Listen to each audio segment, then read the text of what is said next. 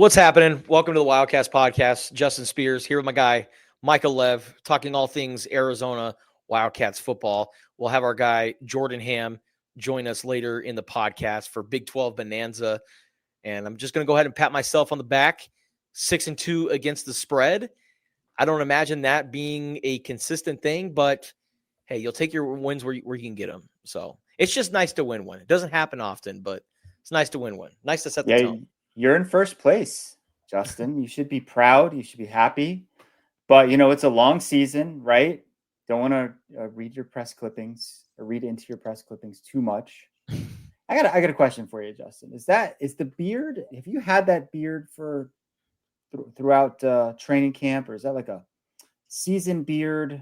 Like what is kind of the backstory on the facial hair situation? On my facial hair? Yeah. Well, I wanted a few years ago to hide my fat face. So I was like, you know what? I'm going to grow out the beard. I'm getting tired of looking like a giant child. So I'm going to see if I can grow out the facial hair. I can't grow the complete beard. I need some products to like fill it in, kind of help me out a little bit. But I got it, looking somewhat nice. But yeah, I think a few years ago, I decided, you know what? I'm going to be a bearded gentleman. That's how I'm going to go about things. Yeah, I thought maybe you were trying to look like every offensive football coach in America with the beard. When they showed Seth Dagey up in the booth, there were 3 coaches up there with him, and they all had that look going. Seth doesn't have the beard. We should probably ask him. He did have the beard. That. Did he have one going for a while? He did have it during training camp, and then game week. I saw him in the Lowell Stevens football facility, and I was like, oh, nice, clean shave. And he was like, yeah, man, I kept the barber here late night to give me a nice clean shave. That's the luxuries of coaching and playing at a Power 4 football program, is that you can get a beard shave at odd hours of the day. So that's true. I do feel like 98% of the offensive gurus across the football landscape have that look of the beard, well manicured, kind of the low slung cap with the curved brim going on. Might have some shades that they put like maybe on the back of the hat or something. But hey, as long as you move the football, who cares, right? Exactly. You could have a propeller hat for all I care, as long as you're moving the football. Just not a lay. How dare Brent Brennan wear a lay? Hey, Brent didn't wear a lay on Saturday during the game. Not, no. He showed up to the press conference pregame, afterwards. Yeah, pregame lay and postgame, but not during the game. So I don't know what he's going to do this week. I mean, I feel like there's a little bit. He's got a little more edge to him this year. Have you noticed this? Yeah, I kind of like it. Like I was rewatching the game a little bit, and he seemed like he was just more animated. The other day at practice, I think you had left at this point. I dropped in for the end, and there was a false start, and he let him have it, man. Like, he was mad. They were doing up downs afterward. I'm like, he's coaching this year, and I don't know how much we saw of that a year ago. He's not kissing ass, like he said at Big 12 Media Day. More of the true Brent Brennan. And also, I think we don't really know exactly how Brent Brennan was at San Jose State, right? This could have been an edge that he's always had, but he kind of had to hold back in the last year. So maybe this is really the true Brent Brennan that's coming out. Or Brent Brennan, like every good coach, learns from his mistakes, figures out what he needs to do and figures out what the approach that he needs to take to kind of right the ship a little bit. So I don't know. I like it too. I really do. One of the players, I think it was Javion Cole, who was with him at San Jose State, a couple of years ago, said that he is coaching a little differently, right? That he has kind of ratcheted up the intensity a little bit.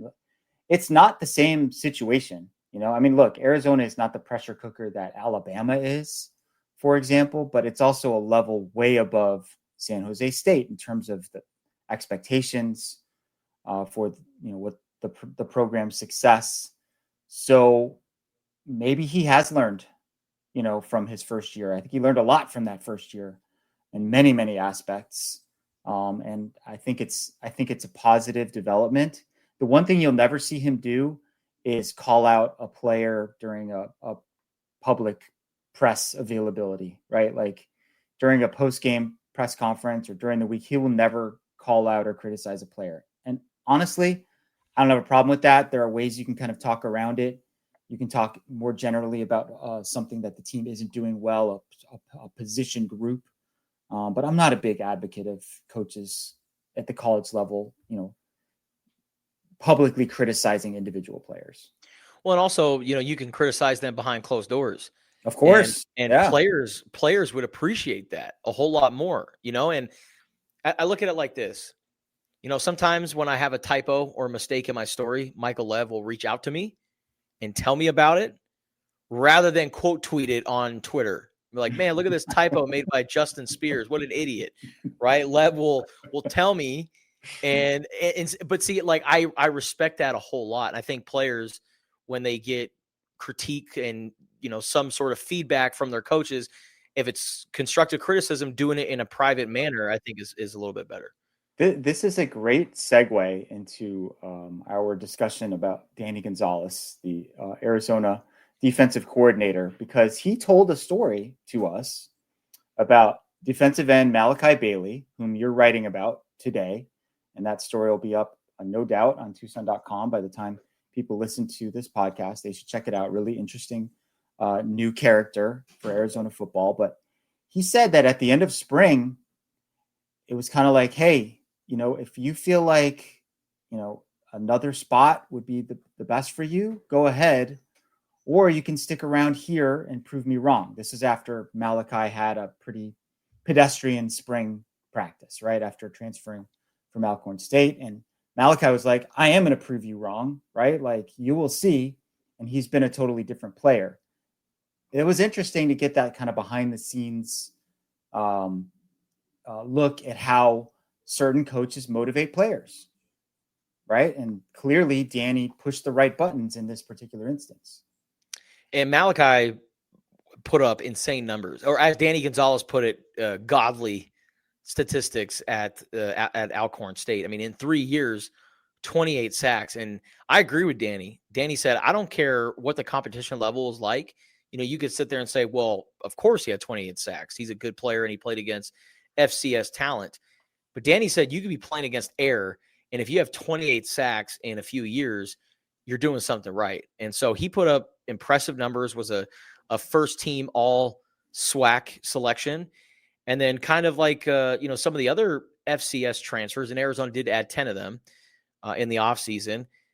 Some of the guys just really struggled to make that transition. For some players like Quincy Craig, the running back transfer from Portland State, he hit the ground running and was immediately an impact player. For Malachi Bailey, I'm going to be honest with you, there was a point in the spring, late in the spring, where I was like, I don't know if this guy's going to even be in the rotation.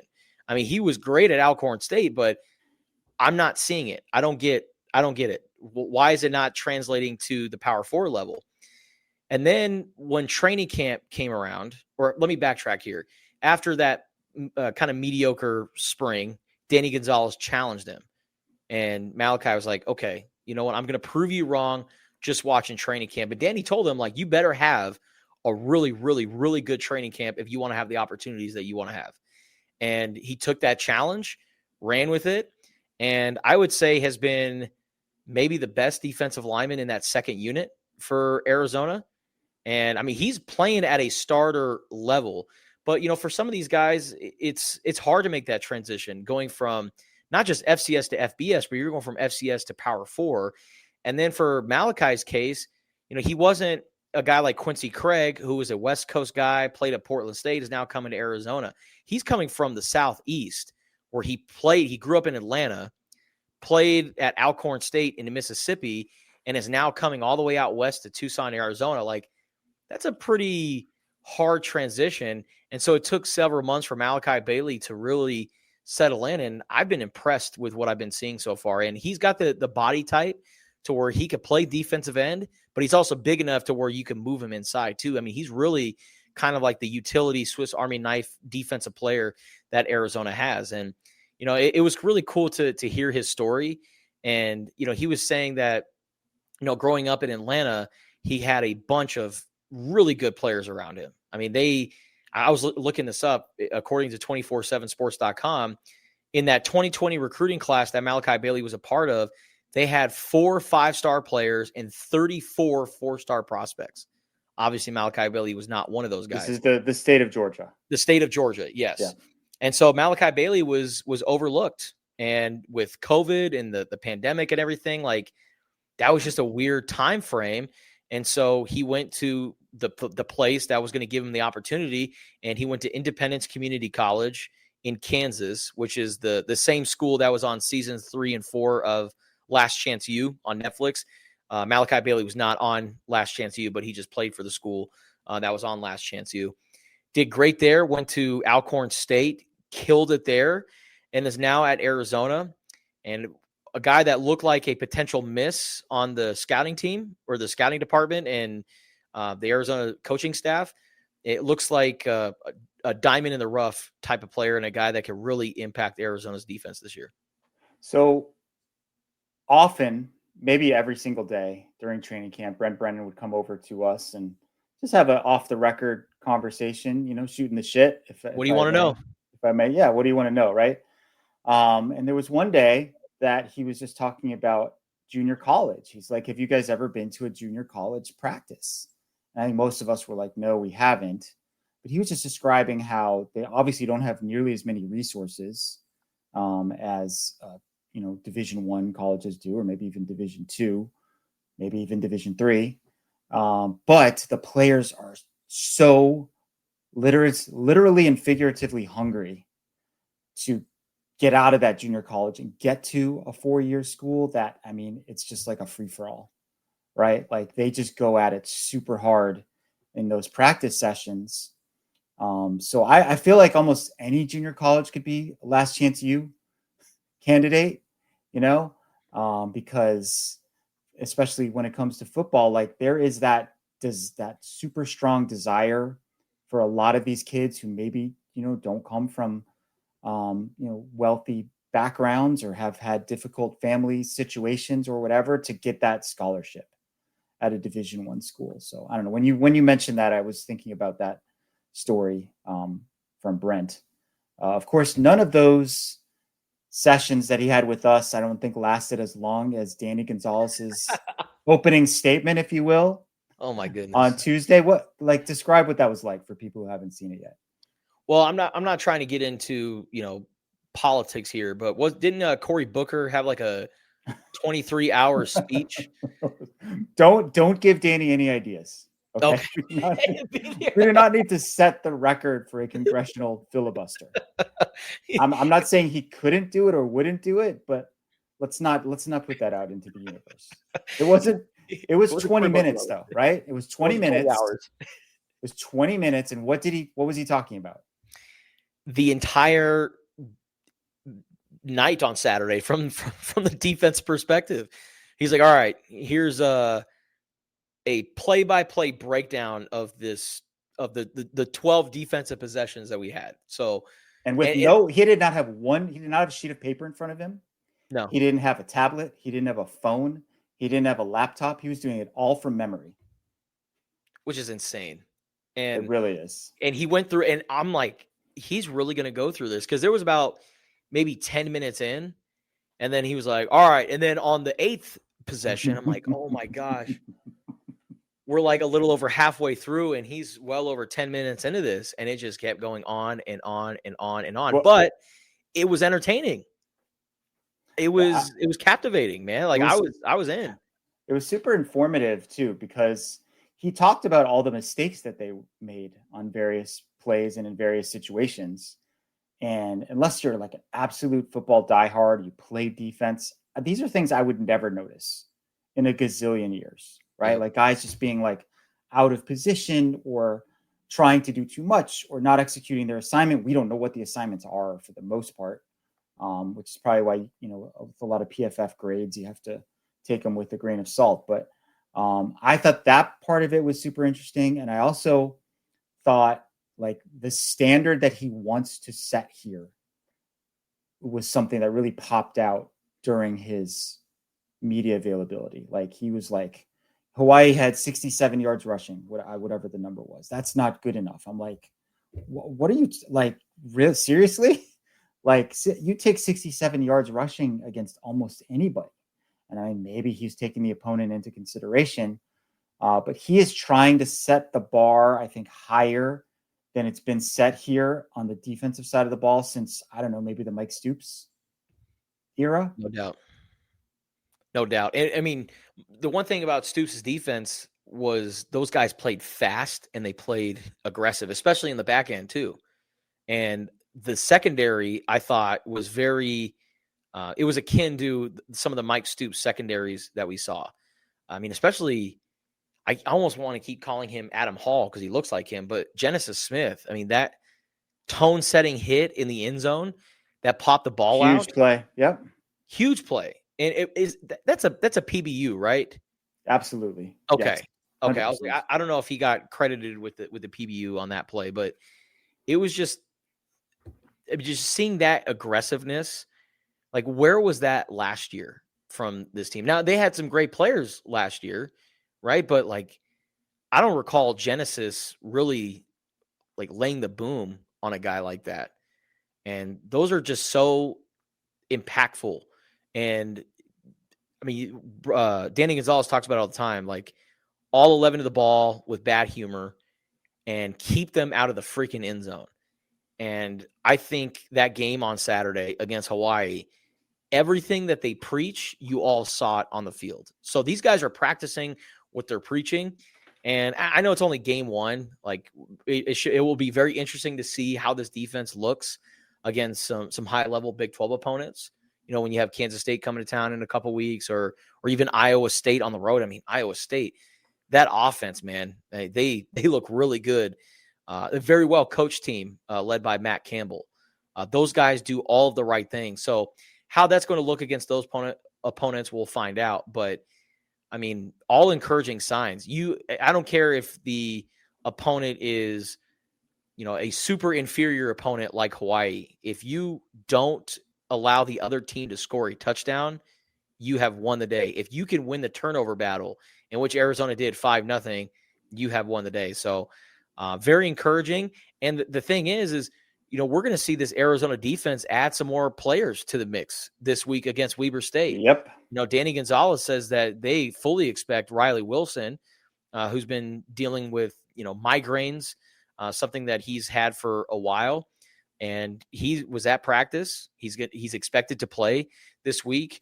Jara Bear Anderson, who I didn't even know was a DMP until my guy Lev pointed it out to me the other day. He's expected to get into the mix as well and will return. And he's going to be another guy that's, you know, kind of like Malachi Bailey, one of the impactful players on that second team defensive line. And then Marquise Groves-Killebrew, the cornerback who started 6 games last year. He's practicing this week and is expected to return. So the defense looked great, and then they're only just going to add some more pieces to it. They, in the second half, did not allow Hawaii to score. The results of those drives: punt, interception, downs, fumble, interception. Now, Danny said, you know, some of those drives and both halves were of the kind of bend but don't break variety, and he hates that term. Again, trying to set the standard super high. But I think in today's college football, like if you can hold the opponent to a field goal on any given drive, that's a win. If you can take the ball away, that's a big win. And they did both of those things. I do worry a little bit the way that the secondary guys were launching themselves at defenders or at ball carriers, that someone's going to get a targeting penalty at some point. And I asked Danny about it. He went into a detailed breakdown of like the fundamentals that they teach to avoid doing that. It was like near foot, near shoulder. People who have played football probably know what that means better than I do. Keep, you know, eyes up. He was talking about like how you're supposed to kind of flex your neck in a certain way and see what you hit and all of those things. But man, I just love the way that they were hitting people. Like that takes a toll over the course of a game. Like if there's, you know, you start thinking about that, I would guess, right? As a wide receiver, like maybe I don't want to go after this ball over the middle because I'm going to take a shot to the ribs if I do. So yeah, you'll like to see it if you're a fan of, defense and a fan of, kind of old school Arizona football. All right, before we get our guy Jordan Ham on the podcast to preview the Big 12 football slate this weekend, we've got a nice little Wildcats on Wildcats matchup between Weber State and Arizona. So don't expect to see the word Wildcats in our stories this week. Yeah, they have the same colors, I think, as Kansas State. Yeah, like purple and gray. So, and I don't think the two experiences are going to be the same for Arizona facing those two purple and gray clad Wildcat squads. I think very, very different experiences. So what is this game all about for Arizona, right? We don't have a point spread as we're recording this. I imagine it's going to be 35 or something of that nature. Arizona will be expected to win this game big. If they don't, it will be alarming. I liked how, Alonzo Carter gave the air quotes on Tuesday when he was talking about how they beat Northern Arizona last year. Like it was like the most unsatisfying win that you could possibly have. So I think objective number one is win the game the way you're supposed to. Yep. Right? Like comfortably, easily, look good doing it. Try to bring some guys back who are ready to play and get them, get their feet wet a little bit. Try to obviously avoid any additional injuries. You only have so much control over that. And I think the last objective for me is get the passing game into a better groove than it was in this past Saturday, where it was a little hit or miss. Noah was a little off. I think there's some, like Wysong dropped a pass.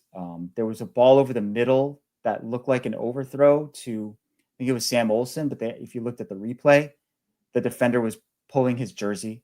Like that might have been a completion if the guy wasn't doing that, or maybe a flag if the official saw it. There was that ball to the sideline to Isaiah Mizell where, if they had more reps together, or maybe if that was Chris Hudson, like the timing would be slightly different, or more experienced guy might have been able to get a foot down. So I think Noah's numbers could have been better, but I also think he can play a lot better. And that's something that I'm going to be watching for on Saturday night. Yeah. And with the passing game, also the protection, how is that going to get cleaned up? Because, they gave up 10 quarterback pressures. 6 of them was on the right side from Tristan Bounds. So protecting Noah Fafita in the passing game will be key. I'd expect that they're going to be able to do that against a Weber State team. But this week is all about fine-tuning stuff, right? You always make your big jump from week 1 to week 2. Every coach talks about that.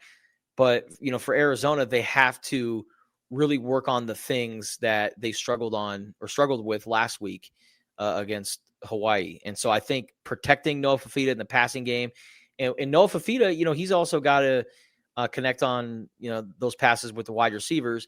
I do give Noah the benefit of the doubt because, like you said, Lev, Isaiah Mizell wasn't catching a lot of passes from Noah Fafita during training camp, right? That was usually a Braden Locke pass to Isaiah Mizell. And, Chris Hudson being out, Chris Hunter leaving the game after 6 plays, like it wasn't a complete offense for Arizona. And then, at the tight end position too, you're without your maybe top 2 tight ends and Tyler Powell and Kean Burnett. And Tyler Powell, it doesn't look good for him. We'll see what his status is moving forward, but I would imagine he's going to be out several weeks.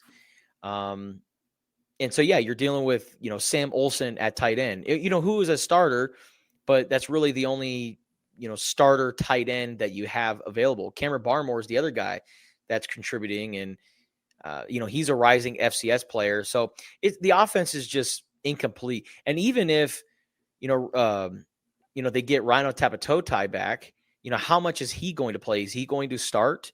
And then they give him that, first series or 2 to get his feet wet. It's very incomplete right now. And I don't think we'll see a complete version of Arizona until we get to that Kansas State week. But I really think that this week is so important when it comes to fine-tuning stuff. Yeah, I think we might see Rhino make his 2025 debut in this game. How much he'll play, I'm not sure. You might be right. It might be like the first series or two, or maybe he'll alternate with Tristan Bounds at that right tackle spot. But this could be an opportunity for him to get in there, get some live game reps, and just kind of see where that goes. I think they might even hold some guys out until Iowa State if they're on the border's edge, because that gives you another week of a game, and then a bye week before they start Big 12 play, right? They're off on the 20th of September. So, obviously the Kansas State game is huge, right? I mean, it is the first test of the season, et cetera. And it's not a Big 12 game. Even though it's a Big 12 opponent, it is not a Big 12 game. So, yeah, to me, like if anyone is like, we're not sure he's ready to come back, we don't want it to be a long-term thing, maybe you hold him out for even another week, and then you have the bye, and then you come back full go for the Big 12 slate. What do you think about this Weber State team that they have coming in? Very bad team. Like, I know, like, we've seen some really good FCS teams in the past come through. Like North Dakota State was here a few years ago. I don't think that this is going to be a North Dakota State type of battle. I think that Arizona should take care of business. I was looking at their game last week against James Madison. Mm-hmm. And James Madison, to their credit, they've been really good over the last few years. But, man, their quarterback, Weber State's quarterback, Jackson Gilkey, 10 for 24 passing, 84 yards, 1 touchdown, and 3 interceptions. They only had 148 yards of offense in this game. I was going to say they had 64 net rushing yards. So, Weber State, I don't think I don't know if we're going to see Weber State be in competition with the Arizona Wildcats. Yeah, I mean, like, maybe Arizona completely overlooks them, doesn't show up with the proper level of focus, right? Like, they're looking ahead to Kansas State. They're making a bunch of mistakes. They're turning the ball over. I mean, it would take a calamity to me for this game to not be a one-sided affair. We have some breaking news here. Justin, Jordy is not going to be able to join us today. Unfortunately, I do have his picks, though, so I'm sure he'll be back. Stuff happens sometimes when we schedule these things, so we will happily welcome Jordy back for week 3. But if he's not going to join us, I think we could just get right into what people are saying, that it's America's most popular podcast segment. Have you heard this? Big 12 Bonanza? Yeah. Okay. Yeah, I've heard this. People are saying. Okay. Well, let's get to it. Yeah. So as Justin mentioned, 6-2 in the first week, just coming out of the gates, absolutely on fire. He didn't have any idea that he was having a good week until I told him a couple of days ago. He's like, really? Jordan and I both went 4-4 against the spread. I will take that most weeks, especially since I started out really slow. Straight up, I was 7-1, and you guys were each 6-2. So I'd say pretty good, considering how little we know or knew about the teams heading into the season. It's always, to me, it's the hardest at the beginning, right? Because you just don't really have a good feel for what's going on. All right, so we are going to start with an intra-Texas rivalry game between Baylor and SMU. This game is at 9 a.m. It is on the CW. And the Baylor Bears, coming off that opening loss against Auburn, they are getting 2.5 points on the road at SMU. So SMU is favored in that game. I watched the entirety of that game, or like 90% of it, that Friday night game against Auburn. And I thought that Baylor had a tough time moving the ball offensively. And then I look at Sawyer Robertson's stats. He had 419 yards and 3 touchdowns. Like where was that? But probably the more noteworthy development was that Auburn outrushed Baylor 307-64. That was really where the game was won. They had an awful time containing Jackson Arnold, who had 16 carries for 137 yards and 2 touchdowns. Now they're going up against Kevin Jennings, another dual threat quarterback. Will that be a problem again? SMU smashed East Texas A&M in week 1. I think that's what they're called. They used to be Texas A&M Commerce. They changed their name. They won easily, 42-13. Kevin Jennings had a good day, 260 yards, 2 touchdowns. I am still a believer in this Baylor team, Justin. I think they're going to go on the road and win. I think the idea of an 0-2 start is going to create a major sense of urgency for the Bears. So I think they get this done. They win straight up. I'll happily take the 2.5 points. See, I'm right there with you, because when it seemed like it was dark and gloomy last year for Baylor and Dave Aranda hit that seat was getting a little warm, Baylor really turned it on in the second half of the season and essentially saved Dave Aranda's job. But I am really worried about their ability to stop the run, especially mobile quarterbacks. And Kevin Jennings from SMU is a really, really good quarterback. I mean, Jackson Arnold is a great athlete. Is he as good of a runner as Kevin Jennings? We'll find out. I think that Kevin Jennings is going to have a great day running the football, and I'm going to go with SMU to win and cover this game. And then 0-2 start for the Baylor Bears. Look out, Dave Aranda, because those guys are going to be clamoring for you to either turn things around or maybe even you getting fired. So I feel like it's going to get very interesting for Baylor after this week. Jordan, he's with me on this one. He's taking Baylor to beat SMU. I think, to your point, the expectations were higher for Baylor coming into this season. So an 0-2 start would really, really ramp up the heat on Dave Aranda down there in Waco. All right, the next game, another really good rivalry, even better rivalry, one of the best rivalries in all of college football, especially one that's crosses conference lines. This is Iowa against Iowa State. It's the Cy-Hawk game. This time it is in Ames.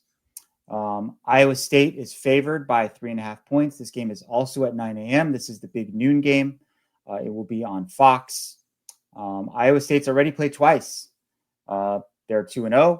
They've looked really good doing it. Iowa opened with a victory last week, though it was a little choppy.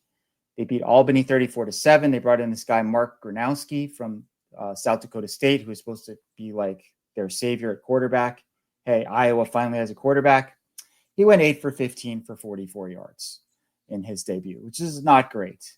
Rocco Becht, meanwhile, was 19 of 20 against South Dakota last week. He's got a 5-0 TD to INT ratio. But interestingly, when you look at Iowa State, like their plays or their average yards per play so far this season, they have 6.0 for themselves and 5.5 for their opponents. So maybe things have been a little bit closer than you think. Speaking of close games, the last 7 matchups between Iowa and Iowa State have been decided by 10 points or less. Average margin of 5 points. You remember last year's game, last second field goal by Kyle Conradi, 54-yarder. And then this last week, he hit a 63-yard field goal, which was an Iowa State record. I say it comes down to a field goal again. Wouldn't surprise me at all if Conradi is the hero. I am going to take Iowa State to win the game, but I'm going to take the 3.5 points and take Iowa to beat the spread. So I see another field goal type of game between these two bitter rivals.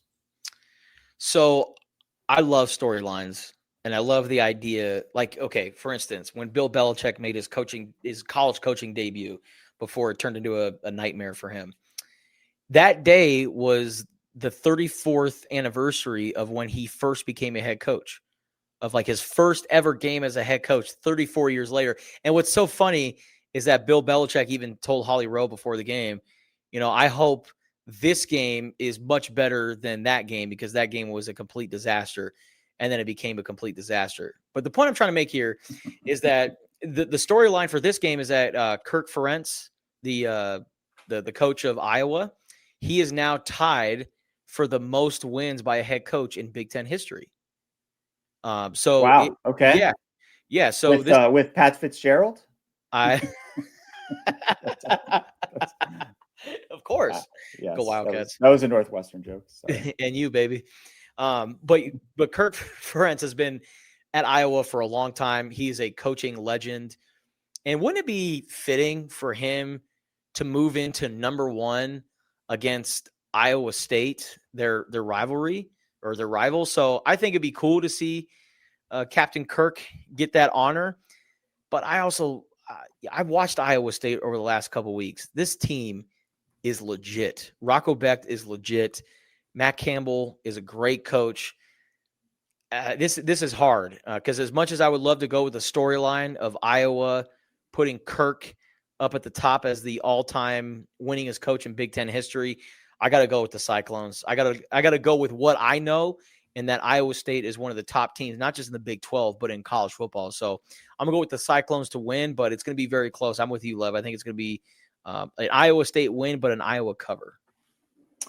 Good call on that one. Jordy's going with Iowa State straight up and against the spread. So he is the outlier on that one. So he'll probably be right. Okay. Moving on. We got another interesting Midwestern rivalry type of game here. This is Kansas against Missouri, a game that was once known as the Border War. It's now known as the Border Showdown. These teams played each other for the first time in 1891. They last played against each other in 2011 when they were members of the same conference. Things have changed since then. Missouri went to the SEC, so they are renewing the rivalry. Kansas also has played twice. They're 2-0. They've also looked really good against Fresno State and Wagner. Take the latter with a grain of salt, but Jalen Daniels is off to a great start. He's completing 80% of his passes, 7 touchdowns, 1 interception. They had 631 yards of offense last week. They look really fast to me. They've got just a lot of playmakers and speed all over the field. Missouri opened with a 61-6 victory over Central Arkansas. Their quarterback is Bo Pribula, who was the backup at Penn State, who had to leave school before he wanted to during the portal cycle last time, even though Penn State was still alive in the playoff. James Franklin was all upset about it because he was like, this system is stupid. This guy doesn't really want to leave, but he has to for his own best interest. He went 23 of 28 for 230 yards and 2 touchdowns in his first game as a Missouri Tiger. That is the 22nd victory over the last 2+ seasons for Mizzou. 21 wins over the last 2 years. I don't think people don't talk about how good that program has become under Eli Drinkwitz. So again, I think this is going to be an absolute throwdown, drag out, back and forth, wild game that will not be decided until the end. Maybe the most entertaining game of the week on the Big 12 slate. So Kansas is getting 6.5 points in this game, which is at 12:30 on ESPN2. I think Missouri wins the game, but Kansas keeps it really close and maybe, has a shot at the end, maybe a Hail Mary that doesn't go their way. So I'm going to take Missouri to win the game, but I'm going to take those 6.5 points with the Jayhawks. I'm going to go with Kansas to pull off the upset on the road. You said this is the last time they played each other since 2011. Well, Blaine Gabbert ain't walking through that door. Alden Smith ain't walking through that door. And, I look at Kansas and, the Jayhawks this year, their quarterback, Jalen Daniels, you mentioned it, Lev, 36 of 45 passing, 80% completion rate, 7 touchdowns and 1 interception, which is different than last year because Kansas, they had expectations going into last year, but against, other teams or in their non-conference slate, they turned over the ball a lot. Jalen Daniels was kind of a turnover machine in the early goings of last season. So far this year, it looks like he's learned from his mistakes. So this is a big win for Kansas. Like you said, Missouri is so well coached and they are such a solid football program. But I love what I see out of this Kansas Jayhawks team in that high-powered offense. Jordan is also going with Kansas to win the game straight up, right? So he's taken the 6.5 points and he thinks they're going to win. All right, moving on. Our next game features Rich Rodriguez and the West Virginia Mountaineers left him out of week 1, Big 12 Bonanza, but they've got an interesting one this week. This game is on ESPNU. It is a 1:00 start out here in Arizona. They are going to face the Ohio Bobcats on the road. And Rich Rod and the Mountaineers are favored by 3.5 points in this game. They won their debut 45-3 over Robert Morris, outgained Robert Morris 625 to 123. Typical Rich Rod fashion, they had 393 yards on the ground. Nico Marchiol, who started the game here last year, is their starting quarterback. He had a great day, 17 for 20, 224 yards. Jaheim White looks like he's going to be the main running back for Rich Rod, had 18 carries for 93 yards and 2 touchdowns. Ohio played a really tough and competitive game last week against Rutgers. They lost 34-31 on the road. First downs were even in that game.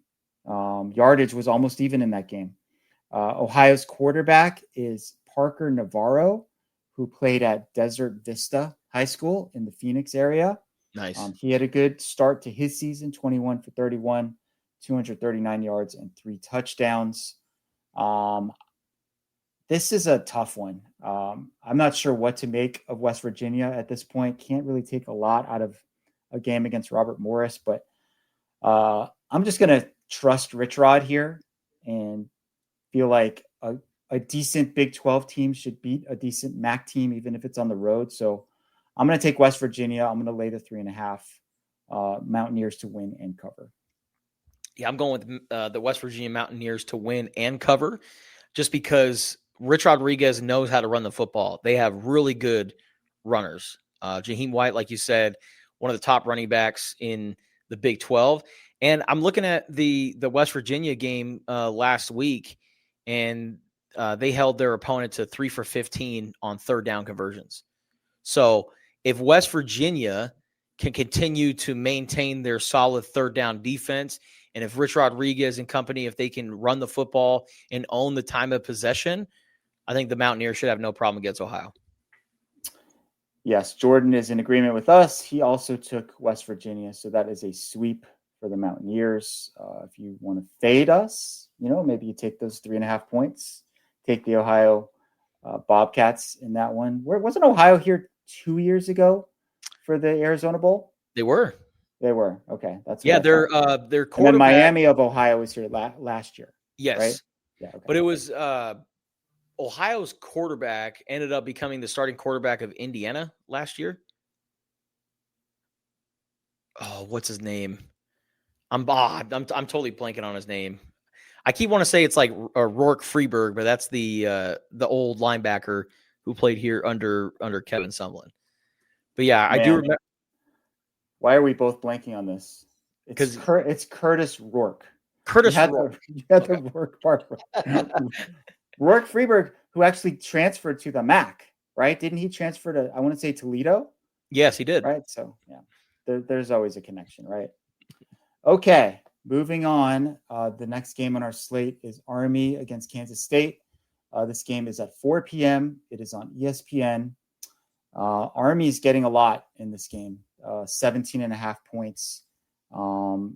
Is that a reflection of Army being bad or Kansas State being better than they've looked so far, or maybe some sort of an assumption that there's going to be a correction here from those Wildcats who are coming to Tucson a week from Friday? Because, man, they have not looked great so far. They really haven't. They lost their opener to Iowa State. It was a back-and-forth game, but I felt like Iowa State was the better team in that game. And then, they faced North Dakota in their home opener, coming back from Ireland, and they needed a touchdown pass with 42 seconds left in the game to beat North Dakota, right? Like, we thought maybe Iowa State would be the team that had the hangover effect or the letdown or whatever after going to Ireland and winning. It seemed like it was Kansas State.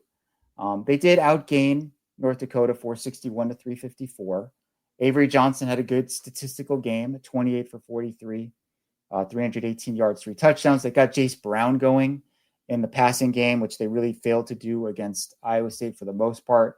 He had 12 catches for 109 yards. Man, that just feels like a lot of points to me, right? It just feels like a lot of points, even against an Army team that lost to Tarleton State the previous week, right? In an FCS over FBS upset performance. So I'm going to take Kansas State to win this game, but that's just too many points for me. I'm going to take Army to cover the spread. God bless the troops. I'm going with Kansas State to win and cover. Kansas State, they've had a pretty rocky start to their season. There's no question about that. But here's one thing that is encouraging is Avery Johnson has completed 67% of his passes, has thrown for 5 touchdowns and no interceptions. So as far as turning over the football or taking care of the football, even though Kansas State's offense hasn't looked all that good, they still are somewhat clean. And so I'm going to take Kansas State to win this game and cover. And then maybe, just maybe, next week, when they come down to Tucson, Arizona, and they have Gunnar Maldonado with them, maybe this is when Avery Johnson decides to throw his first pick. You know, when Arizona picked off Micah Alejado last week, it was the first game, and what Danny Gonzalez said, 1,000 years, that he threw an interception. It was the first INT that Micah Alejado threw since junior year of high school. It's been a minute since Avery Johnson threw a pick, and I think they'll do it next week, but we'll talk about that next week. Indeed. Jordan is with me on this one. He's taking Kansas State to win and Army to beat the spread. All right.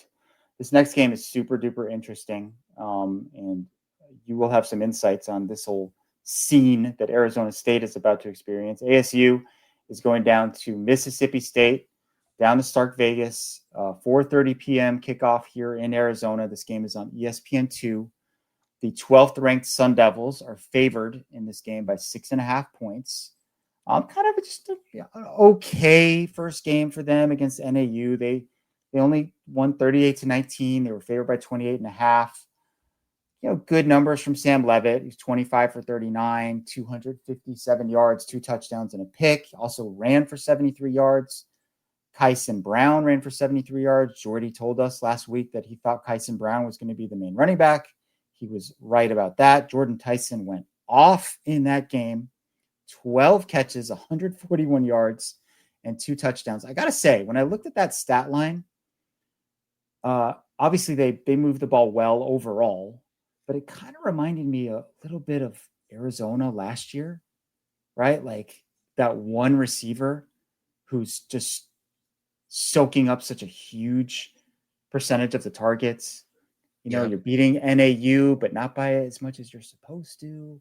So I don't know how much people are worried up there in Tempe. Maybe they shouldn't be. Meanwhile, Mississippi State quietly had an impressive opener. They went down to Southern Miss on the road and won 34-17. Blake Shapen is their quarterback. Do you remember where Blake Shapen started his career, Justin? No. He was with Baylor for I think 3 years, maybe 4. He might be one of those 60-year guys. He had a good first game, 26 for 34, 270 with a touchdown and a pick. Very tempting to take Mississippi State to win this game, right? This feels like hostile environment, cowbells, SEC humidity, all of those things. I say Sam Levitt either rushes or throws for a touchdown like in the last minute as Arizona State survives like a field goal type of game. So I'm going to take the Sun Devils to win, but I'm going to take the Bulldogs plus 6.5 to cover the spread. Well, if Kenny Dillingham has a fever and the only prescription is cowbell, he's going to the right place. Starkville, Mississippi, man. It's honestly one of the all-time best environments I've ever been to for a college football game. And you know what's crazy, Lev, is that when Arizona played there a couple years ago, when Jaden Delora threw a bunch of picks and it was a crazy game, it wasn't a sellout. In the upper deck, you could see that the corners were a little bit thin.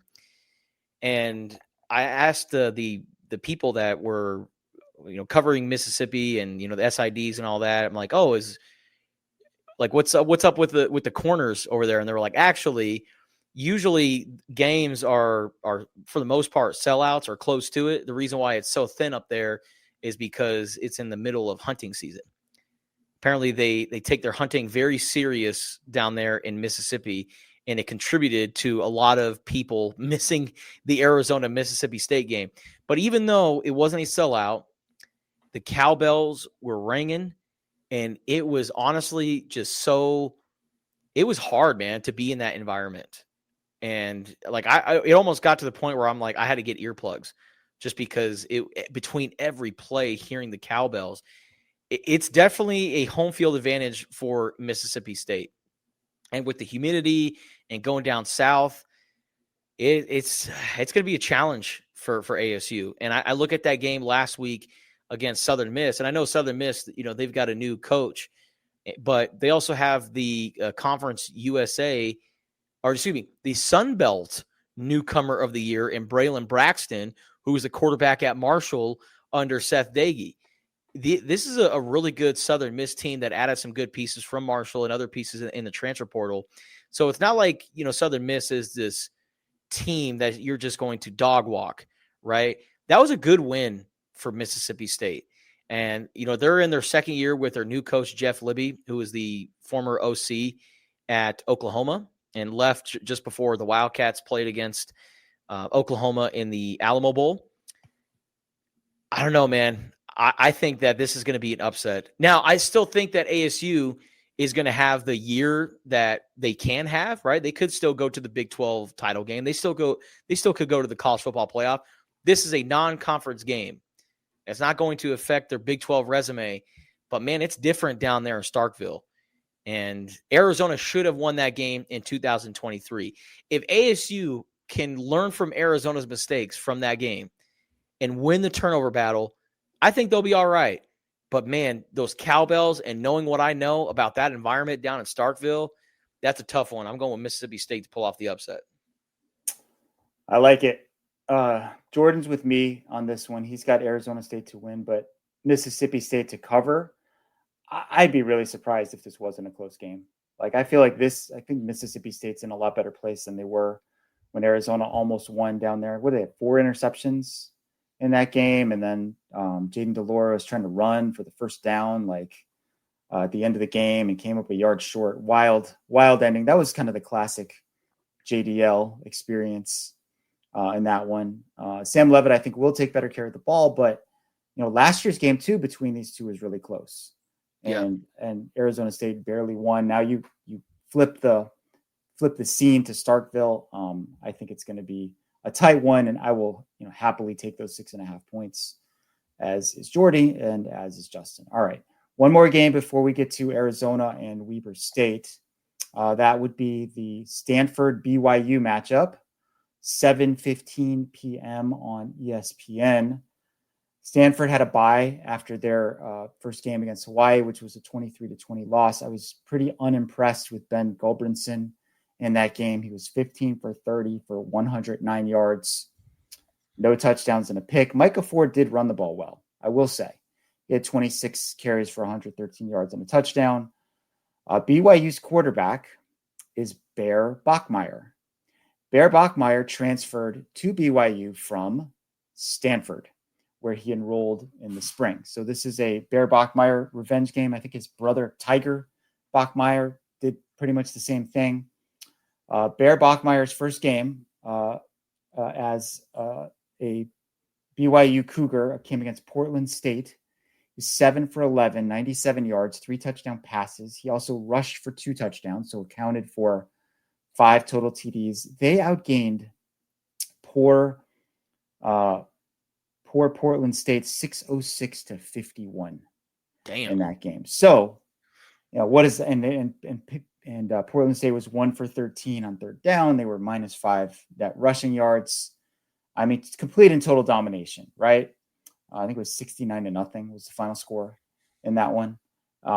So does that mean that BYU is maybe better than we thought after losing Jake Retzlaff, or does it just say that they did what they were supposed to do against an FCS opponent? I cannot get that opener out of my head and how bad Stanford looked. So even though the spread in this game, Justin, is 18.5 points, which seems like a lot. I'm taking BYU to win and cover. I'm going to keep it short and sweet. I'm going to retweet Michael Liv. BYU it is for Justin. Jordan's going against the flow here. He is taking the points with Stanford. Maybe Stanford will improve a bunch over their first game, but I don't know. BYU, tough place to play too. You've experienced that atmosphere, environment, the elevation if you're not used to it. So I don't know. I think that's a tough spot for Stanford, which is going to have a really long and difficult season as they kind of figure things out under Andrew Luck as their new general manager. All right. Arizona against Weber State, 7:00 at Arizona Stadium. This game is on ESPN Plus. We are recording this on Wednesday. We do not have a point spread for this game. As of yet, it'll come out either Friday night or Saturday morning. We expect it to be a lot. I think the most noteworthy thing about Weber State might be the name of their head coach. That's Mickey Mental. This is a real name, a real person. Not Mickey Mantle, Mickey Mental. He's in his second year there, I believe, succeeding Jay Hill, who left to become an assistant coach at BYU, which sort of shows you the hierarchy, right, of college football. My only prediction for this game, Justin, is that Arizona is going to, two. Arizona's going to win big, and Arizona's going to pitch a shutout. And if they do so, that will be the first shutout by Arizona since August 30th of 2013 against NAU. Okay. So there you have it. Wow, a shutout. Man, wouldn't that be quite the message from Danny Gonzalez and his defense? Mm-hmm. First 2 games of the season, you don't allow a touchdown? You just allow 2 field goals? Okay. I can get behind that. I don't know if it's going to be a shutout just because I think it's going to get to a point where Arizona's going to be playing a bunch of walk-ons and freshmen. And so Weber State, they on like one of the last couple drives of the game, they might go down, get into a position to where they can kick a field goal and avoid being shut out, or maybe even just flat out scoring on Arizona's walk-ons and third teamers.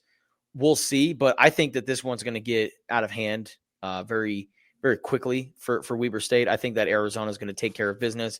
You're going to see the Wildcats fine-tune some things. Maybe Noah Fafita makes a couple of impressive throws. And so I'm going to go with the Wildcats of Arizona to beat the Wildcats of Weber State. I'll go with let's say 49-6 win, which I think we'll be covering when the spread comes out. Yeah, just so people know, I will put up a post on Tucson.com likely Saturday morning that will have a review of all of our picks, and we should have a point spread at that point, and we will make an official pick against the spread for the Arizona-Weber State game after the pod, and I will put it in that post so it's there for the record. You can see what that looks like. But, yeah, I think we're going to see a lot of young players too.